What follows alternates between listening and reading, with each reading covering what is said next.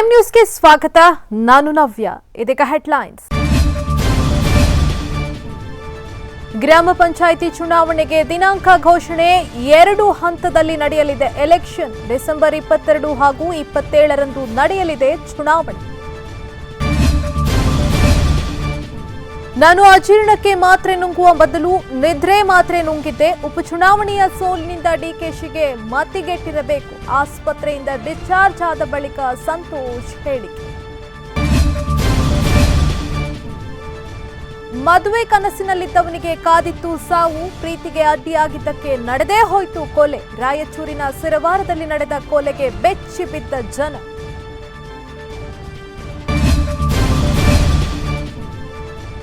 ಮಳವಳ್ಳಿ ಪೊಲೀಸರ ಭರ್ಜರಿ ಕಾರ್ಯಾಚರಣೆ. ದರೋಡೆಗೆ ಹೊಂಚು ಹಾಕುತ್ತಿದ್ದವರು ಅಂದರ್. ಆರೋಪಿಗಳಿಂದ ರಾಬರಿಗೆ ಬಳಸ್ತಾ ಇದ್ದ ವಸ್ತುಗಳ ವಶ.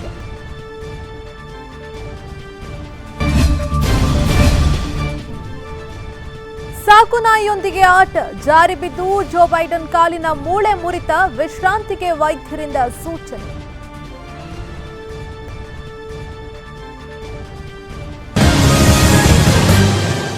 ಕೋವಿಡ್ ಕಾರಣದಿಂದ ಮುಂದೂಡಲ್ಪಟ್ಟಿದ್ದ ಗ್ರಾಮ ಪಂಚಾಯಿತಿ ಚುನಾವಣೆಗೆ ಇಂದು ದಿನಾಂಕ ಘೋಷಣೆಯಾಗಿದೆ. ರಾಜ್ಯ ಚುನಾವಣಾ ಆಯೋಗವು ಇಂದು ಸುದ್ದಿಗೋಷ್ಠಿಯನ್ನ ನಡೆಸಿ ಗ್ರಾಮ ಪಂಚಾಯತ್ ಚುನಾವಣೆ ನಡೆಯುವ ದಿನಾಂಕವನ್ನ ಘೋಷಣೆ ಮಾಡಿದೆ. ಮೊದಲ ಹಂತದ ಮತದಾನ ಡಿಸೆಂಬರ್ 22ರಂದು ನಡೆಯಲಿದೆ. ಎರಡನೇ ಹಂತದ ಮತದಾನ ಡಿಸೆಂಬರ್ 27ರಂದು ನಡೆಯಲಿದೆ. ರಾಜ್ಯದ 30 ಜಿಲ್ಲೆಗಳ ಗ್ರಾಮ ಪಂಚಾಯಿತಿಗೆ ಚುನಾವಣೆ ನಡೆಯಲಿದೆ. 5,762 ಗ್ರಾಮ ಪಂಚಾಯಿತಿಗೆ ಚುನಾವಣೆ ನಡೆಯಲಿದೆ. 92,121 ಸದಸ್ಯರಿಗೆ ಚುನಾವಣೆ ನಡೆಯಲಿದೆ. ಬೆಳಗ್ಗೆ 7ರಿಂದ ಸಂಜೆ 5 ಗಂಟೆ ತನಕ ಮತದಾನ ನಡೆಯಲಿದೆ. ಡಿಸೆಂಬರ್ 30ರಂದು ಮತ ಎಣಿಕೆ ಕಾರ್ಯ ನಡೆಯಲಿದೆ. ಆಯಾ ತಾಲೂಕು ಕೇಂದ್ರಗಳಲ್ಲಿ ಮತ ಎಣಿಕೆ ನಡೆಯಲಿದೆ. 2 ಹಂತದ ಮತ ಎಣಿಕೆ ಒಂದೇ ದಿನ ನಡೆಯಲಿದೆ. ಕೋವಿಡ್ ಪಾಸಿಟಿವ್ ಇರುವ ರೋಗಿಗಳಿಗೆ ಮತ ಹಾಕಲು ಕೊನೆಯ 1 ಗಂಟೆಗೆ ಅವಕಾಶ ಕೊಡ್ತೇವೆ ಎಂದು ರಾಜ್ಯ ಚುನಾವಣಾ ಆಯುಕ್ತರು ತಿಳಿಸಿದ್ದಾರೆ. ಮೊದಲ ಹಂತದಲ್ಲಿ ಜಿಲ್ಲೆಯ ಅರ್ಧ ತಾಲೂಕುಗಳಲ್ಲಿ ಮಾತ್ರ ಚುನಾವಣೆ ನಡೆಯಲಿದೆ. ಉಳಿದ ತಾಲೂಕುಗಳಲ್ಲಿ 2ನೇ ಹಂತದಲ್ಲಿ ಚುನಾವಣೆ ನಡೆಯಲಿದೆ. ಪ್ರತಿ ಜಿಲ್ಲೆಗಳಲ್ಲೂ 2 ಹಂತದಲ್ಲಿ ಚುನಾವಣೆ ನಡೆಯಲಿದೆ ಎಂದು ಹೇಳಿದರು. ಡಿಸೆಂಬರ್ 7ರಿಂದ ನಾಮಪತ್ರ ಸಲ್ಲಿಕೆ ಆರಂಭವಾಗಲಿದೆ. ಡಿಸೆಂಬರ್ 11 ನಾಮಪತ್ರ ಸಲ್ಲಿಕೆಗೆ ಕೊನೆಯ ದಿನವಾಗಿದೆ. ಬೀದರ್ ಜಿಲ್ಲೆಯಲ್ಲಿ ಮಾತ್ರ ಮತದಾನಕ್ಕೆ ಇವಿಎಂ ಯಂತ್ರಗಳ ಬಳಕೆ ಮಾಡಲಾಗ್ತಾ ಇದೆ. ರಾಜ್ಯದಲ್ಲಿ ತಕ್ಷಣದಿಂದಲೇ ನೀತಿ ಸಂಹಿತೆ ಜಾರಿಯಾಗಿದೆ ಎಂದು ರಾಜ್ಯ ಚುನಾವಣಾ ಆಯುಕ್ತರು ತಿಳಿಸಿದ್ದಾರೆ. ನಿದ್ರೆ ಮಾತ್ರೆ ಸೇವಿಸಿ ಆಸ್ಪತ್ರೆ ಸೇರಿದ ಸಿಎಂ ಬಿಎಸ್ವೈ ಅವರ ರಾಜಕೀಯ ಕಾರ್ಯದರ್ಶಿ ಎನ್ಆರ್ ಸಂತೋಷ್ ಎಂಎಸ್ ರಾಮಯ್ಯ ಆಸ್ಪತ್ರೆಯಿಂದ ಡಿಸ್ಚಾರ್ಜ್ ಆಗಿದ್ದಾರೆ. ಮೊನ್ನೆ ಏಕಾಏಕಿ 12 ನಿದ್ರೆ ಮಾತ್ರೆಗಳನ್ನು ನುಂಗಿ ಆಸ್ಪತ್ರೆ ಸೇರಿದ ಸಂತೋಷ್ ಆತ್ಮಹತ್ಯೆಗೆ ಯತ್ನಿಸಿದ್ದಾರೆ. ಈ ಘಟನೆಗೆ ಕಾರಣವೇನು ಎಂದು ಪೊಲೀಸರು ತಲೆಕೆಡಿಸಿಕೊಂಡಿದ್ರು. ಸದ್ಯ ಆಸ್ಪತ್ರೆಯಿಂದ ಡಿಸ್ಚಾರ್ಜ್ ಆದಂತಹ ಸಂತೋಷ್ ಈ ಎಲ್ಲ ಗೊಂದಲಗಳಿಗೆ ತೆರೆ ಎಳೆದಿದ್ದಾರೆ. ಇದೊಂದು ಅಚಾತುರ್ಯದ ಆಕಸ್ಮಿಕ ಘಟನೆ. ನನಗೆ ಯಾವುದೇ ಒತ್ತಡ ಇರಲಿಲ್ಲ. ನಾನು ಆತ್ಮಹತ್ಯೆಗೆ ಯತ್ನಿಸುವಂತಹ ವ್ಯಕ್ತಿಯೂ ಕೂಡ ಅಲ್ಲ. ಉಪಚುನಾವಣೆಯ ಸೋಲಿನಿಂದ ಡಿಕೆಶಿಗೆ ಮತ್ತಿಗೆಟ್ಟಿರಬೇಕು. ಅವರು ಈ ಮೊದಲು ಈ ರೀತಿಯ ಹೇಳಿಕೆಗಳನ್ನು ಕೊಟ್ಟಿದ್ರು. ನನಗೆ ಸ್ವಲ್ಪ ಅಜೀರ್ಣವಾಗಿದ್ದ ಹಿನ್ನೆಲೆ ಮಾತ್ರೆ ನುಂಗಿದ್ದೆ. ಮಾತ್ರೆ ಬದಲಾಗಿ ನಿದ್ದೆ ಮಾತ್ರೆ ಸೇವಿಸಿಬಿಟ್ಟಿದ್ದೆ. ನನಗೆ ನಿದ್ದೆ ಬಾರದೇ ಇದ್ದಾಗ ನಿದ್ರೆ ಮಾತ್ರೆ ಸೇವಿಸುವಂಥ ಅಭ್ಯಾಸವಿದೆ. ಅರ್ಧ ಮಾತ್ರೆ ಸೇವಿಸ್ತಾ ಇದೆ. ಆದರೆ ಮೊನ್ನೆ ಇಡೀ ಮಾತ್ರೆ ಸೇವಿಸಿದ್ದೆ. 1-2 ದಿನ ವಿಶ್ರಾಂತಿ ಪಡೆದು ಸಿಎಂ ಭೇಟಿ ಆಗ್ತೇನೆ ಅಂತ ಆಸ್ಪತ್ರೆಯಿಂದ ಡಿಸ್ಚಾರ್ಜ್ ಆದ ಬಳಿಕ ಸಂತೋಷ್ ಹೇಳಿಕೆಯನ್ನ ಕೊಟ್ಟಿದ್ದಾರೆ. ಮುಖ್ಯಮಂತ್ರಿ ಬಿಎಸ್ ಯಡಿಯೂರಪ್ಪ ಅವರು ಉನ್ನತ ಶಿಕ್ಷಣ ಇಲಾಖೆಯ ಡಿಜಿಟಲ್ ಕಲಿಕೆ ಒತ್ತು ನೀಡುವ ಕಾರ್ಯಕ್ರಮ ಕರ್ನಾಟಕ ಎಲ್ಎಂಎಸ್ಗೆ ಚಾಲನೆಯನ್ನ ನೀಡಿದರು. ಉಪಮುಖ್ಯಮಂತ್ರಿ ಡಾಕ್ಟರ್ ಸಿಎನ್ ಅಶ್ವಥ್ ನಾರಾಯಣ್, ಪ್ರಾಥಮಿಕ ಮತ್ತು ಪ್ರೌಢಶಿಕ್ಷಣ ಸಚಿವ ಎಸ್ ಸುರೇಶ್ ಕುಮಾರ್, ರಾಷ್ಟ್ರೀಯ ಶಿಕ್ಷಣ ನೀತಿ ರಚನಾ ಸಮಿತಿಯ ಸದಸ್ಯ ಪ್ರೊಫೆಸರ್ ಎಂಕೆ ಶ್ರೀಧರ್, ಮುಖ್ಯಮಂತ್ರಿಗಳ ಕಾರ್ಯದರ್ಶಿ ಡಾಕ್ಟರ್ ಎಸ್ ಸೆಲ್ವಕುಮಾರ್, ಕಾಲೇಜು ಶಿಕ್ಷಣ ಇಲಾಖೆ ಆಯುಕ್ತ ಪ್ರದೀಪ್ ಮೊದಲಾದವರು ಈ ವೇಳೆ ಉಪಸ್ಥಿತರಿದ್ದರು. ಬೆಂಗಳೂರು ಹೊರವಲಯದ ದೇವನಹಳ್ಳಿ ಬಳಿ ಇಂದು ನಡೆದ ಕಾಂಗ್ರೆಸ್ ಹಿರಿಯ ನಾಯಕರ ಸಭೆಯಲ್ಲಿ ಕೆಪಿಸಿಸಿ ಅಧ್ಯಕ್ಷ ಡಿಕೆ ಶಿವಕುಮಾರ್, ಸಿಡಬ್ಲ್ಯೂಸಿ ಸದಸ್ಯರಾದ ಮಲ್ಲಿಕಾರ್ಜುನ ಖರ್ಗೆ, ಎಐಸಿಸಿ ಪ್ರತಿನಿಧಿ ಯಶೋಮತಿ ಠಾಕೂರ್, ಕೇಂದ್ರದ ಮಾಜಿ ಸಚಿವ ಕೆಎಚ್ ಮುನಿಯಪ್ಪ, ರೆಹಮಾನ್ ಖಾನ್, ವಿಧಾನಸಭೆ ವಿರೋಧ ಪಕ್ಷದ ನಾಯಕರಾದ ಸಿದ್ದರಾಮಯ್ಯ, ಕಾರ್ಯಾಧ್ಯಕ್ಷರಾದಂತಹ ಈಶ್ವರ್ ಖಂಡ್ರೆ, ಸಲೀಂ ಅಹಮದ್, ಸತೀಶ್ ಜಾರಕಿಹೊಳಿ, ವಿಧಾನ ಪರಿಷತ್ ವಿರೋಧ ಪಕ್ಷದ ನಾಯಕರಾದ ಎಸ್ಆರ್ ಪಾಟೀಲ್, ಮಾಜಿ ಉಪಮುಖ್ಯಮಂತ್ರಿ ಜಿ ಪರಮೇಶ್ವರ್, ಮಾಜಿ ಸಚಿವರಾದ ಎಚ್ಕೆ ಪಾಟೀಲ್, ರಾಮಲಿಂಗಾರೆಡ್ಡಿ, ಎಂಬಿ ಪಾಟೀಲ್, ದಿನೇಶ್ ಗುಂಡೂರಾವ್, ಸಂಸದ ಡಿಕೆ ಸುರೇಶ್ ಸೇರಿದಂತೆ ಮಾಜಿ ಸಂಸದರು, ಸಚಿವರು, ಹಾಲಿ, ಮಾಜಿ ಶಾಸಕರು ಮತ್ತಿತರ ಮುಖಂಡರು ಭಾಗಿಯಾಗಿದ್ದರು. 8 ವರ್ಷದ ಬಾಲಕಿಯ ಮೇಲೆ ಅಪರಿಚಿತ ವ್ಯಕ್ತಿಗಳು ಅತ್ಯಾಚಾರವೆಸಗಿ ಕತ್ತು ಹಿಸುಕಿ ಕೊಂದಿರುವಂತಹ ಘಟನೆ ರಾಜಸ್ಥಾನದ ಪ್ರತಾಪ್ಗಢದಲ್ಲಿ ನಡೆದಿದೆ. ಬಾಲಕಿಯ ಮೃತದೇಹ ಶನಿವಾರ ರಾತ್ರಿ ಪತ್ತೆಯಾಗಿದೆ ಎಂದು ಪೊಲೀಸ್ ಅಧಿಕಾರಿ ರವೀಂದ್ರ ಪ್ರತಾಪ್ ಸಿಂಗ್ ಅವರು ಮಾಹಿತಿಯನ್ನು ಕೊಟ್ಟಿದ್ದಾರೆ. ಶುಕ್ರವಾರ ರಾತ್ರಿ ತನ್ನ ತಾಯಿಯೊಂದಿಗೆ ಮಲಗಿದ್ದಂತಹ ಪ್ರಾಪ್ತಿಯನ್ನ ಆರೋಪಿಗಳು ಅಪಹರಿಸಿದ್ದು, ಬಳಿಕ ಆಕೆಯ ಮೇಲೆ ಅತ್ಯಾಚಾರವೆಸಗಿ ಹತ್ಯೆಗೈದಿದ್ದಾರೆ. ಬಾಲಕಿಯ ಮನೆಯಿಂದ 300 ಮೀಟರ್ ದೂರದಲ್ಲಿರುವ ಪಾಳು ಬಾವಿಯಲ್ಲಿ ಆಕೆಯನ್ನು ಎಸೆದಿದ್ದಾರೆ ಎಂದು ಅವರು ಮಾಹಿತಿಯನ್ನು ನೀಡಿದ್ದಾರೆ. ಈ ಪ್ರಕರಣ ಸಂಬಂಧ ತನಿಖೆಯನ್ನು ನಡೆಸಲಾಗ್ತಾ ಇದೆ. ಈಗಾಗಲೇ 6ಕ್ಕೂ ಹೆಚ್ಚು ಜನರನ್ನ ವಿಚಾರಣೆಗೆ ಒಳಪಡಿಸಲಾಗಿದೆ ಎಂದು ಅವರು ತಿಳಿಸಿದ್ದಾರೆ. ಕುರುಬರನ್ನ ಎಸ್ಟಿಗೆ ಸೇರಿಸುವಂತೆ ಒತ್ತಾಯಿಸಿ ಬಾಗಲಕೋಟೆಯಲ್ಲಿ ಬೃಹತ್ ಸಮಾವೇಶ ನಡೆಯಿತು. ಸಮಾವೇಶ ಉದ್ದೇಶಿಸಿ ಮಾತನಾಡಿದಂತಹ ತಿಂತಿಣಿ ಶಾಖಾಮಠದ ಸಿದ್ದರಾಮಾನಂದಪುರಿ ಸ್ವಾಮೀಜಿ, ನಮ್ಮ ಕುರುಬ ಜಾತಿಯ ಶಾಸಕರ ತ್ಯಾಗದಿಂದ ಯಡಿಯೂರಪ್ಪ ಸರ್ಕಾರ ಬಂದಿದೆ. ಇದರ ಫಲ ಇನ್ನೊಂದು ಸಮಾಜ ತೆಗೆದುಕೊಳ್ತಾ ಇದೆ ಎಂದು ಪರೋಕ್ಷವಾಗಿ ವೀರಶೈವ ಲಿಂಗಾಯತ ಅಭಿವೃದ್ಧಿ ನಿಗಮ ಒಬಿಸಿ ಪಟ್ಟಿಗೆ ಸೇರ್ಪಡೆ ಮಾಡಿರುವ ಸಿಎಂ ನಡೆಗೆ ಸ್ವಾಮೀಜಿ ಆಕ್ರೋಶವನ್ನ ಹೊರಹಾಕಿದ್ರು. ಜೊತೆಗೆ ಬೆಳಗಾವಿ ಲೋಕಸಭೆ ಚುನಾವಣೆ ಟಿಕೆಟ್ ಅನ್ನ ಕುರುಬರಿಗೆ ಕೊಡಬೇಕು ಅಂತ ಒತ್ತಾಯಿಸಿದ್ರು. ಸ್ವಾಮೀಜಿ ಭಾಷಣದ ಬಳಿಕ ಅವರ ಬಳಿ ಬಂದ ಸಚಿವ ಈಶ್ವರಪ್ಪ ತಮ್ಮ ಆಕ್ರೋಶ ಹೊರಹಾಕಿದ್ರು. ಗಣಪತಿ ದೇವರ ಫೋಟೋ ಸ್ಟ್ಯಾಂಪ್ಗಳಲ್ಲಿ ಡ್ರಗ್ಸ್ ಸಾಗಿಸ್ತಾ ಇದ್ದ ಗ್ಯಾಂಗ್ ಒಂದನ್ನ ಸಿಸಿಬಿ ಪೊಲೀಸರು ಬಂಧಿಸುವಲ್ಲಿ ಯಶಸ್ವಿಯಾಗಿದ್ದಾರೆ. ಕೇರಳ ಮೂಲದ ಅರುಣ್ ಆಂಥೋನಿ ಹಾಗೂ ಗಣೇಶ್ ಬಂಧಿತ ಆರೋಪಿಗಳು. ಇನ್ನೋರ್ವ ಆರೋಪಿ ಅಮಲ್ ಬೈಜು ಪರಾರಿಯಾಗಿದ್ದಾನೆ. ಅರುಣ್ ಆನೇಕಲ್ ತಾಲೂಕಿನ ಹೆಬ್ಬಗೋಡಿ ಬಳಿಯ ಸ್ಪರ್ಶ್ ಮತ್ತು ಹೆಲ್ತ್ ಸಿಟಿಯಲ್ಲಿ ಎಕ್ಸ್ರೇ ಟೆಕ್ನಿಷಿಯನ್ ಆಗಿ ಕೆಲಸವನ್ನ ಮಾಡ್ತಾ ಇದ್ದ ಕಸ್ಟಮ್ಸ್ ಅಧಿಕಾರಿಗಳ ಖಚಿತ ಮಾಹಿತಿ ಮೇರೆಗೆ ಸಿಸಿಬಿ ಪೊಲೀಸರು ದಾಳಿಯನ್ನ ನಡೆಸಿ ಆರೋಪಿಗಳನ್ನ ಬಂಧಿಸಿದ್ದು, ಹೆಬ್ಬಗೋಡಿ ಠಾಣೆಯಲ್ಲಿ ಪ್ರಕರಣ ದಾಖಲಾಗಿದೆ. ಕೊಟ್ಟಾಯಂನಿಂದ ಕೊರಿಯರ್ ಮೂಲಕ ಸ್ಟ್ಯಾಂಪ್ಗಳಲ್ಲಿ ಡ್ರಗ್ಸ್ ಅನ್ನ ಸಾಗಿಸಲಾಗ್ತಾ ಇತ್ತು. ಸ್ಟ್ಯಾಂಪ್ ಮೇಲೆ ಗಣಪತಿ ಫೋಟೋ ಹಾಕಿ ಮಾರಾಟ ಮಾಡಲಾಗ್ತಾ ಇತ್ತು. ದೇವರ ಸ್ಟ್ಯಾಂಪ್ ಅಂದ್ರೆ ಅನುಮಾನ ಬರೋದಿಲ್ಲ ಎಂದು ಖದೀಮರು ಖತರ್ನಾಕ್ ಐಡಿಯಾವನ್ನ ಮಾಡಿದ್ರು. ಆದರೆ ಬೆಂಗಳೂರಲ್ಲಿ ಡ್ರಗ್ಸ್ ಪ್ರಕರಣಗಳು ಹೆಚ್ಚಾಗ್ತಾ ಇರುವ ಹಿನ್ನೆಲೆ ಕೊರಿಯರ್ ಮತ್ತು ಪೋಸ್ಟ್ ಮೇಲೆ ಕಣ್ಣಿಟ್ಟಿದ್ದ ಕಸ್ಟಮ್ಸ್ ಅಧಿಕಾರಿಗಳು ಕೊನೆಗೂ ಈ ಚಾಲಾಕಿ ಗ್ಯಾಂಗ್ ಅನ್ನ ಹೆಡೆಮುರಿ ಕಟ್ಟಿದ್ದಾರೆ. ಇನ್ನು ಒಂದು ಸ್ಟ್ಯಾಂಪ್ 4,000 ರೂಪಾಯಿಗೆ ಮಾರಾಟವಾಗ್ತಾ ಇತ್ತು. ಒಟ್ಟು 400ಕ್ಕೂ ಹೆಚ್ಚು ಸ್ಟ್ಯಾಂಪ್ ಬಂದಿದ್ದು, ಒಟ್ಟಾರೆ 15 ಲಕ್ಷ ರೂಪಾಯಿ ಮೌಲ್ಯದ ಡ್ರಗ್ಸ್ ಅನ್ನ ಜಪ್ತಿ ಮಾಡಿಕೊಳ್ಳಲಾಗಿದೆ. ಕಳೆದ 4 ತಿಂಗಳಿಂದ ಈ ದಂಧೆ ಮಾಡ್ತಾ ಇದ್ದು, ಪಬ್ ಮತ್ತು ಶ್ರೀಮಂತರ ಪಾರ್ಟಿಗಳನ್ನೇ ಟಾರ್ಗೆಟ್ ಮಾಡಿ ಮಾರಾಟ ಮಾಡ್ತಾ ಇದ್ದ ವಿಚಾರವನ್ನ ಆರೋಪಿಗಳು ತನಿಖೆ ವೇಳೆ ಬಾಯ್ಬಿಟ್ಟಿದ್ದಾರೆ. ಕಲಬುರಗಿ ಜಿಲ್ಲೆ ಆಳಂದ ತಾಲೂಕಿನ ಆಲೂರ ಬಿ ಗ್ರಾಮದಲ್ಲಿ ಜಲಜೀವನ ಮಿಷನ್ ಯೋಜನೆ ಅಡಿಯಲ್ಲಿ 31 ಲಕ್ಷ ವೆಚ್ಚದ ಮನೆ ಕುಡಿಯುವ ನೀರಿನ ನಳದ ಪೈಪ್ಲೈನ್ ಕಾಮಗಾರಿ ಹಾಗೂ 17 ಲಕ್ಷ ಸಿಸಿ ರಸ್ತೆಗೆ ಜಿಲ್ಲಾ ಪಂಚಾಯತ್ ಸದಸ್ಯ ಹರ್ಷಾನಂದ ಗುತ್ತೇದಾರ ಚಾಲನೆಯನ್ನ ನೀಡಿದರು. ನಂತರ ಮಾತನಾಡಿದ ಅವರು ಪ್ರತಿಯೊಂದು ಹಳ್ಳಿಗಳು ಅಭಿವೃದ್ಧಿ ಹೊಂದಬೇಕು ಅನ್ನೋದು ಮೋದಿಜಿಯವರ ಕನಸು. ಅದರಂತೆ ಪ್ರತಿ ಹಳ್ಳಿಯ ಮನೆಗೂ ನೀರು ಒದಗಿಸುವ ಕಾರ್ಯವನ್ನ ಮಾಡಲಾಗ್ತಾ ಇದೆ ಎಂದರು. ನಂತರ ಸಮೀಪದ ಸುಂಟನೂರಿನಲ್ಲಿ 72 ಲಕ್ಷ, ಧರ್ಮವಾಡಿಯಲ್ಲಿ 57 ಲಕ್ಷ, ಬಸವಂತವಾಡಿಯಲ್ಲಿ 37 ಲಕ್ಷದ ಮನೆ ನಳ್ಳಿ ಪೈಪ್ಲೈನ್ ಕಾಮಗಾರಿಗೆ ಪೂಜೆಯನ್ನ ಸಲ್ಲಿಸಿದ್ರು. ರಾಯಚೂರು ಜಿಲ್ಲೆಯ ಲಿಂಗಸಗೂರು ತಾಲೂಕಿನ ಮುದಗಲ್ ಪಟ್ಟಣದಲ್ಲಿ 65ನೇ ಕನ್ನಡ ರಾಜ್ಯೋತ್ಸವವನ್ನು ಆಚರಣೆ ಮಾಡಲಾಯಿತು. ಶಾಸಕ ಡಿಎಸ್ ಹೂಲಗೇರಿ ಧ್ವಜಾರೋಹಣ ನೆರವೇರಿಸಿದರು.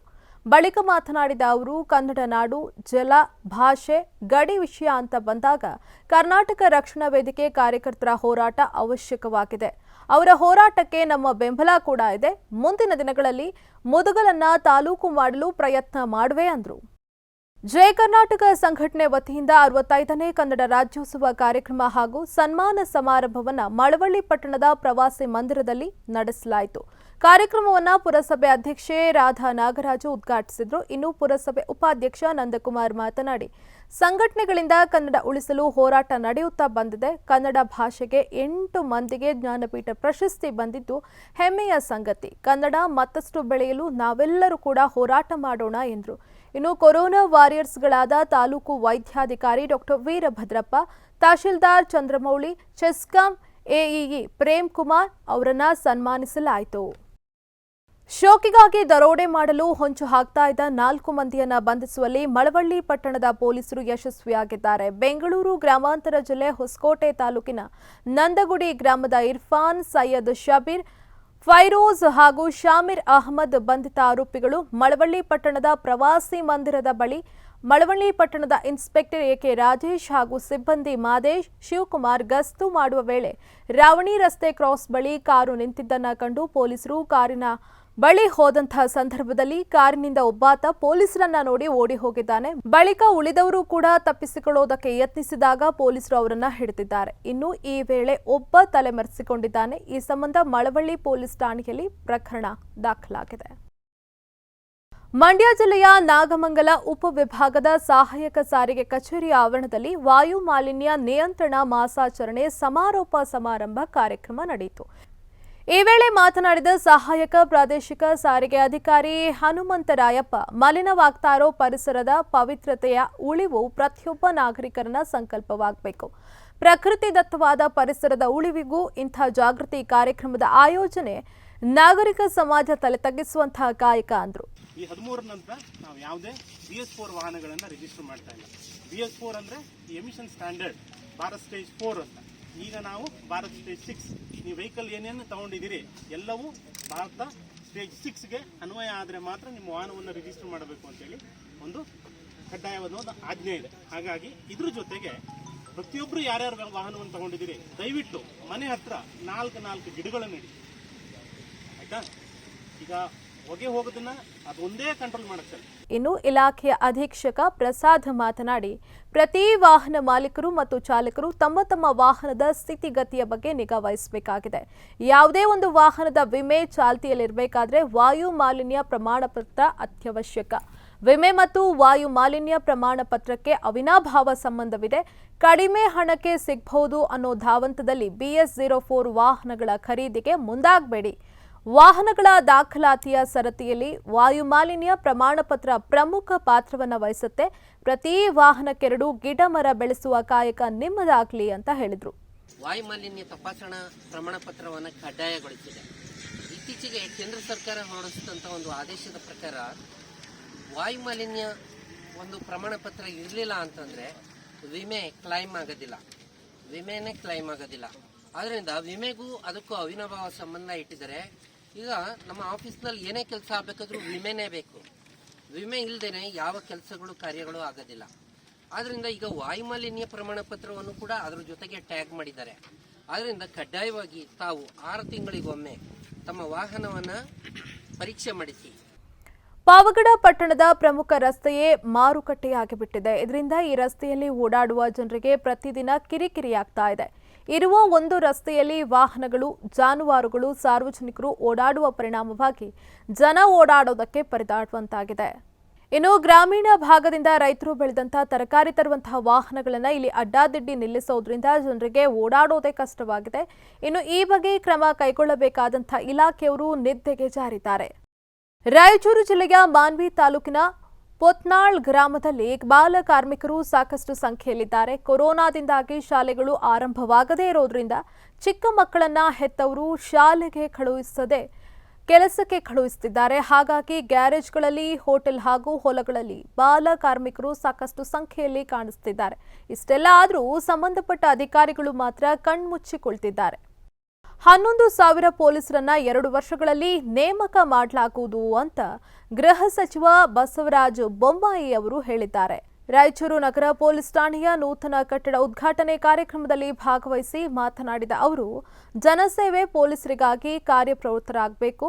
ನೊಂದು ಬರುವ ಸಾರ್ವಜನಿಕರಿಗೆ ನ್ಯಾಯ ಕೊಡಿಸುವ ರೀತಿಯಲ್ಲಿ ಕರ್ತವ್ಯವನ್ನು ನಿರ್ವಹಿಸಬೇಕು. ಕೋವಿಡ್ ವಾರಿಯರ್ಸ್ ಆಗಿ ರಾಯಚೂರು ಜಿಲ್ಲೆ ಹಾಗೂ ಸಿಂಧನೂರು ಉಪವಿಭಾಗದ ಪೊಲೀಸರು ಅತ್ಯುತ್ತಮವಾಗಿ ಕಾರ್ಯವನ್ನು ನಿರ್ವಹಿಸಿದ್ದಾರೆ. ಕೋವಿಡ್ಗೆ ಬಲಿಯಾದ ಪೊಲೀಸರ ಕುಟುಂಬಗಳಿಗೆ 30 ಲಕ್ಷ ಪರಿಹಾರ ಸರ್ಕಾರ ಒದಗಿಸುತ್ತದೆ ಅಂತ ಅವರು ಹೇಳಿದರು.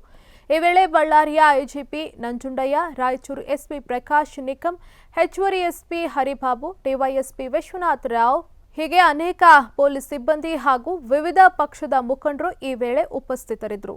ಈ ಸ್ಟೇಷನ್ನಿಂದ ಈ ಭಾಗದ ಜನರಿಗೆ ಅತ್ಯುತ್ತಮವಾದ ಜನಸ್ನೇಹಿ ಪೊಲೀಸರ ಒಂದು ಸೇವೆ ಸಿಗಲಿ ಮತ್ತು ಈ ಕಚೇರಿಗೆ ಬಂದಂಥವ್ರಿಗೆ ನ್ಯಾಯ ಸಿಗಲಿ ಯಾರು ನೊಂದು ಬಂದಿರ್ತಾರೆ ಅವರಿಗೆ ಪರಿಹಾರ ಸಿಗಲಿ ಅಂತ ಹೇಳಿ ನಾನು ಈ ಸಂದರ್ಭದಲ್ಲಿ ಹೇಳಕ್ಕೆ ಇಷ್ಟಪಡ್ತೇನೆ. ವಿಜಯಪುರ ಜಿಲ್ಲೆಯ ಇಂಡಿ ತಾಲೂಕಿನ ವಿದ್ಯುತ್ ಸರಬರಾಜು ಕಚೇರಿಯಲ್ಲಿ ಸಾರ್ವಜನಿಕ ಕೆಲಸಗಳನ್ನು ಸಲೀಸಾಗಿ ನಿರ್ವಹಿಸಲೆಂದು 24x7 ನೀಡಿರುವ ಸರ್ಕಾರಿ ವಾಹನವನ್ನು ಕಚೇರಿ ಕೆಲಸ ಕಾರ್ಯಗಳಿಗೆ ಬಳಸದೆ ತಮ್ಮ ಖಾಸಗಿ ಹಾಗೂ ಕುಟುಂಬದ ಕೆಲಸಕ್ಕೆ ಬಳಕೆ ಮಾಡಲಾಗ್ತಾ ಇದೆ. ಇದು ಸಾರ್ವಜನಿಕರ ಆಕ್ರೋಶಕ್ಕೆ ಕಾರಣವಾಗಿದೆ. ವಿಜಯಪುರ ಜಿಲ್ಲೆಯ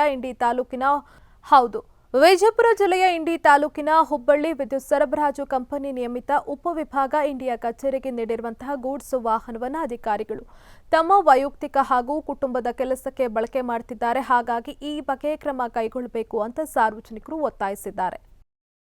ಅಮೆರಿಕದ ನಿಯೋಜಿತ ಅಧ್ಯಕ್ಷರಾಗಿ ಚುನಾಯಿತರಾಗಿರುವಂತಹ ಜೋ ಬೈಡನ್ ತಮ್ಮ ಮನೆಯ ಸಾಕು ನಾಯಿಯೊಂದಿಗೆ ಆಟವಾಡುವಾಗ ಕಾಲಿನ ಮೂಳೆ ಮುರಿದು ಗಾಯಗೊಂಡಿದ್ದಾರೆ. 78 ವರ್ಷದ ಹಿರಿಯ ಜೋ ಬಿಡೆನ್ ಅವರಿಗೆ ನಾಯಿ ಅಂದ್ರೆ ಹೆಚ್ಚು ಪ್ರೀತಿ. ಹಾಗಾಗಿ ಜರ್ಮನ್ ಶೆಫರ್ಡ್ ನಾಯಿಗಳನ್ನ ಸಾಕ್ತಾ ಇದ್ದಾರೆ. ನಾಯಿಗಳೊಂದಿಗೆ ಆಟವಾಡುವಾಗ ಅವರ ಕಾಲಿನ ಪಾದ ತಿರುಚಿದೆ ಎಂದು ಅವರ ವೈದ್ಯ ಕೆವಿನ್ ಓ ಕಾರ್ನರ್ ಸ್ಪಷ್ಟನೆಯನ್ನ ಕೊಟ್ಟಿದ್ದಾರೆ. ವೈದ್ಯಕೀಯ ಸಿಟಿ ಸ್ಕ್ಯಾನ್ ಪರೀಕ್ಷೆಯ ಮೂಲಕ ಕಾಲಿನ ಮೂಳೆ ಸಣ್ಣದಾಗಿ ಮುರಿತವಾಗಿರುವುದು ಖಚಿತವಾಗಿದೆ. ಅವರಿಗೆ ಹಲವು ವಾರಗಳವರೆಗೆ ವಾಕಿಂಗ್ ಬೂಟ್ ಅಗತ್ಯ ಇರುತ್ತೆ ಅಂತ ವೈದ್ಯರು ಸಲಹೆಯನ್ನ ಮಾಡಿದ್ದಾರೆ. ಬೆಳಗ್ಗೆ ಜಾಗಿಂಗ್ ಸಮಯದಲ್ಲಿ ತಮ್ಮ ಸಾಕು ನಾಯಿ ಜರ್ಮನ್ ಶೆಫರ್ಡ್ ಜೊತೆ ಜಾಗಿಂಗ್ನಲ್ಲಿ ಆಟವಾಡ್ತಿದ್ದಾಗ ಕೆಳಗೆ ಜಾರಿ ಬಿದ್ದು ಕಾಲಿಗೆ ಗಾಯ ಮಾಡಿಕೊಂಡಿದ್ದಾರೆ. ಇದರಿಂದ ಡೆಲವರ್ನಲ್ಲಿರುವ ಮೂಳೆ ತಜ್ಞ ವೈದ್ಯರೊಬ್ಬರಿಂದ ಚಿಕಿತ್ಸೆಯನ್ನ ಪಡ್ಕೊಂಡಿದ್ದಾರೆ ಎಂದು ಬೈಡನ್ ಕಚೇರಿ ತಿಳಿಸಿದೆ. ಇನ್ನೇನು 2-3 ದಿನಗಳಲ್ಲಿ ಆತ ಹೊಸ ಜೀವನಕ್ಕೆ ಕಾಲಿಡ್ತಾ ಇದ್ದ. ಅದಕ್ಕಾಗಿ ಸಕಲ ಸಿದ್ಧತೆಯಲ್ಲಿದ್ದ. ಆದರೆ ಅದೇ ಮದುವೆ ಆತನ ಪ್ರಾಣಕ್ಕೆ ಕುತ್ತು ತರುತ್ತೆ ಅನ್ನೋದು ಮಾತ್ರ ಪಾಪ ಆತನಿಗೆ ಗೊತ್ತೇ ಇರಲಿಲ್ಲ.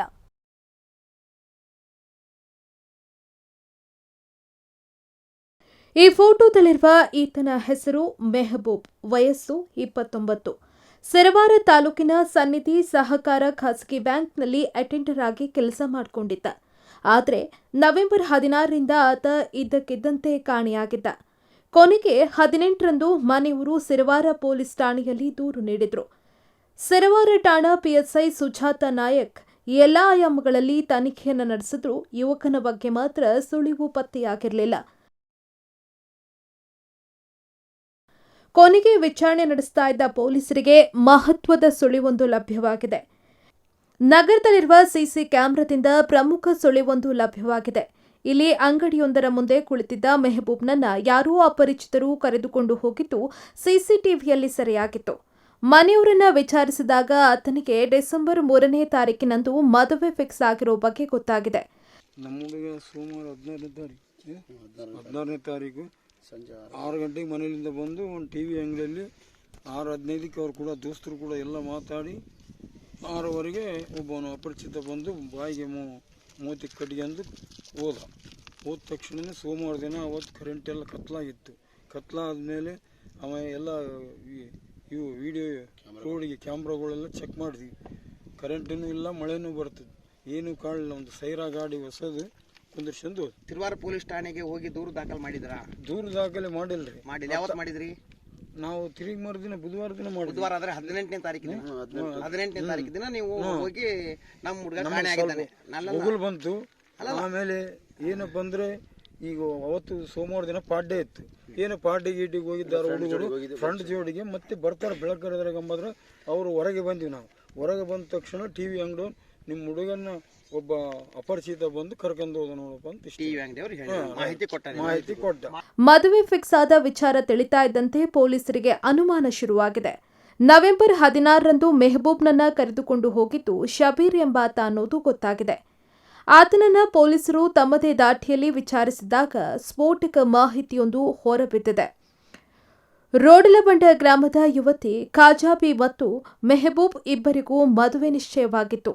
ಪರಸ್ಪರ ಅವರಿಬ್ಬರು ಸಂಬಂಧಿಕರಾಗಿದ್ದರಿಂದ ಇಬ್ಬರ ಮನೆಯಲ್ಲಿ ಗ್ರೀನ್ ಸಿಗ್ನಲ್ ಸಿಕ್ಕಿತ್ತು. ಆದರೆ ಅದೇ ಗ್ರಾಮದ ಶಬೀರ್ ಎಂಬಾತ ಖಾಜಾಬಿಯನ್ನ ಪ್ರೀತಿಸ್ತಾ ಇದ್ದ. ಹಾಗಾಗಿ ಮೆಹಬೂಬ್ ತನ್ನ ಪ್ರೀತಿಗೆ ಅಡ್ಡಿಯಾಗುತ್ತಾನೆಂದು ಶಬೀರ್ ತನ್ನ ಸ್ನೇಹಿತರೊಂದಿಗೆ ಸೇರಿಕೊಂಡು ಮೆಹಬೂಬ್ನನ್ನ ಮುಗಿಸಿದ್ದಾನೆ. ಆ ಬಳಿಕ ಹೂತು ಹಾಕಿದ್ದಾನೆ. ಎಫ್ಐಆರ್ ಮಾಡಿ ಅವರು ತನಿಖೆನ ಸ್ಟಾರ್ಟ್ ಮಾಡಿದ್ದಾರೆ ಸರ್.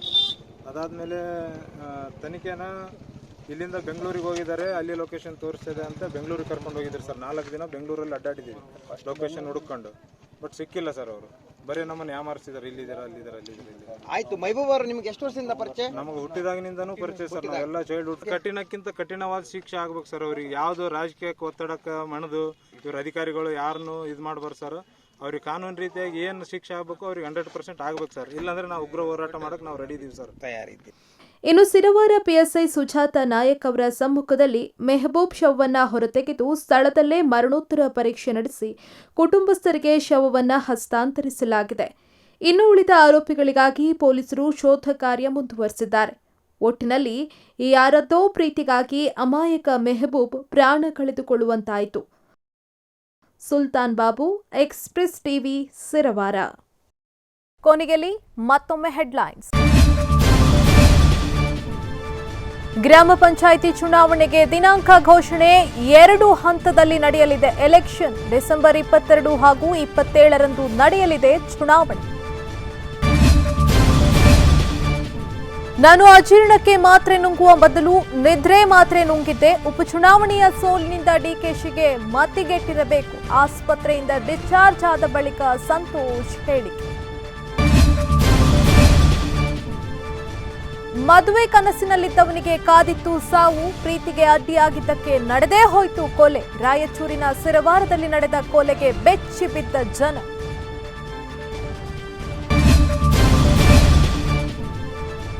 ಮಳವಳ್ಳಿ ಪೊಲೀಸರ ಭರ್ಜರಿ ಕಾರ್ಯಾಚರಣೆ. ದರೋಡೆಗೆ ಹೊಂಚು ಹಾಕುತ್ತಿದ್ದವರು ಅಂದರ್. ಆರೋಪಿಗಳಿಂದ ರಾಬರಿಗೆ ಬಳಸ್ತಾ ಇದ್ದ ವಸ್ತುಗಳ ವಶ.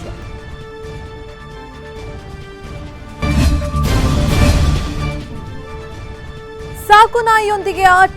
ಜಾರಿ ಬಿದ್ದು ಜೋ ಬೈಡನ್ ಕಾಲಿನ ಮೂಳೆ ಮುರಿತ. ವಿಶ್ರಾಂತಿಗೆ ವೈದ್ಯರಿಂದ ಸೂಚನೆ.